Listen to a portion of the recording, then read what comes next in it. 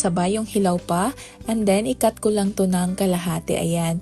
Kung maramihan kayo sa bahay, pwede nyo po dagdagan tong saging. Sa akin kasi mahal yung saging dito, kaya 4 lang ang gamitin ko dito. Sa probinsya, marami to, kaya pwede kayo makagawa nito kahit ilang piraso. Ayan, i-cut lang natin lahat ng kalahati. Ayan, pagkatapos, gamit lang ako dito ng kitchen knife. Tapos, tanggalin lang natin tong saging natin dito sa kanyang balat. Ayan, ganyan lang po. Be careful para hindi masugatan tong balat ng saging natin kasi gagamitin pa natin tong balat ng saging natin. Anyway, kung bago ka pa lang sa aking Facebook page, my name is Riza.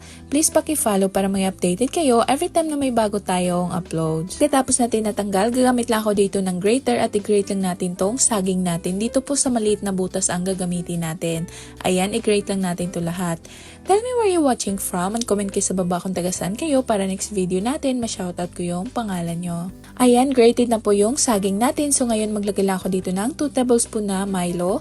Pagkatapos maglagay na rin ako dito ng 1/4 cup na condensed milk. Kung gusto niyo pa mas matamis, pwede po kayo mag-add dito ng condensed milk. Or kung wala kayong condensed milk, pwede kayo gumamit dito ng sugar. And then paghalo-haloin lang natin to. Pagkatapos maglagay na rin ako dito ng 2 tablespoon na milk powder. And then i-mix lang natin ulit. At muna tayo kay Gloria Holdbrook from London. Chuna Bayuna from Victoria City, Negros Occidental. Bibilin Kasamplong from Salazala, Rizal. Maraming salamat po sa inyong panonood. Ingat po kayo.